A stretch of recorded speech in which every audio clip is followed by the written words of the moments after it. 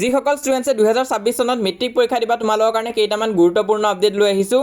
তাৰে ভিতৰত ছেকেণ্ড আপডেটটো খুবেই ইম্পৰ্টেণ্ট হয়, সেইটো ভুল কৰিলে কিন্তু মেট্ৰিক পৰীক্ষাও তোমালোকে দিব নোৱাৰিব পাৰা। তো মই নিবিচাৰোঁ যে কোনো ষ্টুডেণ্টে মেট্ৰিক পৰীক্ষা দিব নোৱাৰাকৈ থকাটো। তো সেইটো কাৰণে সকলোৰ বাবে মই এই ভিডিঅ'টো লৈ আহিছোঁ, ভিডিঅ'টো সম্পূৰ্ণ চাবা। লগতে আৰু এটা ৰিকুৱেষ্ট আছে তোমালোক সকলোলৈ, তোমালোকে যদি চেনেলটো ছাবস্ক্ৰাইব কৰা নাই তেনেহ'লে চেনেলটো ছাবস্ক্ৰাইব কৰি দিবা আৰু লাইক এটা দি দিবা। তো অহা ভিডিঅ'টো আৰম্ভ কৰোঁ। আমি আহিছোঁ আমাৰ প্ৰথম আপডেটটো লৈ। বহুতো ষ্টুডেণ্টছে মোক সুধি আছে যে হাফ ইয়াৰলি এক্সামৰ মাৰ্কছ মেট্ৰিক পৰীক্ষাত এড হ'ব নেকি। তো এই কনফিউজনটো বহুতো ষ্টুডেণ্টছৰ আছে আৰু বহুতো ষ্টুডেণ্টছে মোক একাডেমিক কেলেণ্ডাৰ স্ক্ৰীনশ্বটখনো দি কৈ আছে যে হাফ ইয়াৰলিত কিন্তু এড হ'ব পাৰে বুলি। তো যদিও তাত লিখা হৈ আছে কিন্তু সেইটো একজেক্টলি তেনেকুৱা নহয়। তো চোৱা এই হাফ ইয়াৰলি এক্সামটো আমাৰ ইউনিট টেষ্ট এক্সামতকৈ কিন্তু ইম্পৰ্টেণ্ট আছে, সেইটো মানিছোঁ, সেইটো হয়ও বাৰু। কিন্তু ইম্পৰ্টেণ্ট হ'ল বুলিয়ে কিন্তু মেট্ৰিক পৰীক্ষাত কিন্তু ইয়াৰ মাৰ্কছটো এড নহয়। এটা কথা হয় যে সেৱা পৰ্টেলত এড কৰি থাকিব লাগে। তো বহুতো ষ্টুডেণ্টছে ভয় খাই আছে, স্কুলৰ পৰা হয়তো কৈছে যে সেৱাৰ পৰ্টেলত তোমালোকৰ মাৰ্কছখিনি এড কৰিব দিছে। ইউনিট টেষ্ট হওক, হাফ ইয়াৰলি হওক, ছেকেণ্ড ইউনিট টেষ্ট হওক, সকলো মাৰ্কছখিনি সেৱালৈ পঠাব লাগিব স্কুলে।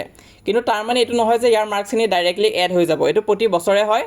তো এইটো এই কাৰণে লোৱা হয় যাতে কিবা ধৰণৰ যদি বিপদ হৈ যায়, ধৰি লোৱা COVID-19 এবাৰ আহিছিলে তেতিয়া এইটো কৰা হৈছিলে। তো তেনে ক্ষেত্ৰত কিবা যদি বিপদ হয় তেনেহ'লে সেই মাৰ্কছখিনি দিয়ে তোমালোকৰ ৰিজাল্টটো দিয়া হ'ব মেট্ৰিক পৰীক্ষাৰ। কিন্তু তেনেকুৱা কোনো ধৰণৰ চান্স নাই যে কিবা তেনেকুৱা ধৰণৰ বিপদ হ'ব পাৰে। তো সেইটো কাৰণে মই ভাবোঁ যে তাৰ মাৰ্কছটো কিন্তু তোমালোকৰ এক্সামত এড নহয়। কিন্তু সেই বুলি একো এক্সামটো বেয়াকৈ নিদিবা, এক্সামটো ভালকৈ দিব লাগিব তোমালোকে। কাৰণ ইয়াত যদি ভাল মাৰ্কছ পোৱা তেনেহ'লে তোমালোকে আগলৈ কনফিডেঞ্চ পাবা আৰু পেটাৰ্ণটো বুজি পাবা কেনেকুৱা আহিছে। তো সেইটো কাৰণে প্ৰিপেৰেশ্যন ভালকৈ চলাই যোৱা। আৰু বহুতো ষ্টুডেণ্টছৰ মই কমেণ্টছত পাইছোঁ, সিহঁতে কৈ আছে যে স্কুলৰ পৰা কৈছে হাফ ইয়াৰলি বেয়া হ'লে তেনেহ'লে সিহঁতক মেট্ৰিক পৰীক্ষা দিব নিদিয়ে বুলি। তেনেকুৱা ধৰণৰ কোনো কথা সেৱাৰ পৰা কোৱা হোৱা নাই বা বৰ্ডৰ পৰা দিয়া হোৱা নাই যে তোমালোকে হাফ ইয়াৰলিত ফেইল কৰিলে মেট্ৰিক পৰীক্ষা দিব নোৱাৰিবা। হাফ ইয়াৰলি এক্সামটো এই কাৰণে হয় যাতে তোমালোকে কিবা বস্তুত পিছ পৰি আছা, নিজৰ ভুলখিনি চাব পাৰা আৰু আগুৱাই যাব পাৰা আৰু সেইখিনি ইম্প্ৰুভ কৰি যাব পাৰা। তো সেইটো কাৰণে ইয়াত যদি ফেইল হোৱা তেনেহ'লে মেট্ৰিক দিব নিদিব, তেনেকুৱা কোনো ধৰণৰ নিয়ম নাই। আমাৰ এই আপডেট নম্বৰ 2টো সেইটোৱে হয় যে ফেইল হ'লে কি হ'ব, ফেইল হ'লে কি পৰীক্ষা দিব নিদিব নেকি। আৰু সেৱাৰ মতেও এখন নটিচ দিয়া হৈছিলে যোৱা বছৰ, য'ত সিহঁতে কৈছিলে যে কোনোবা ষ্টুডেণ্টে যদি half yearly exam, unit test exam দুটাতে যদি এবচেণ্ট হৈ যায়, প্ৰি বৰ্ডতো যদি এবচেণ্ট হৈ যায়, তেনেহ'লে তেনেকুৱা ষ্টুডেণ্টক মেট্ৰিক পৰীক্ষা দিব নিদিব, এডমিট কাৰ্ড দিয়া নহ'ব। তো সেই কথাটো কোৱা হৈছিলে।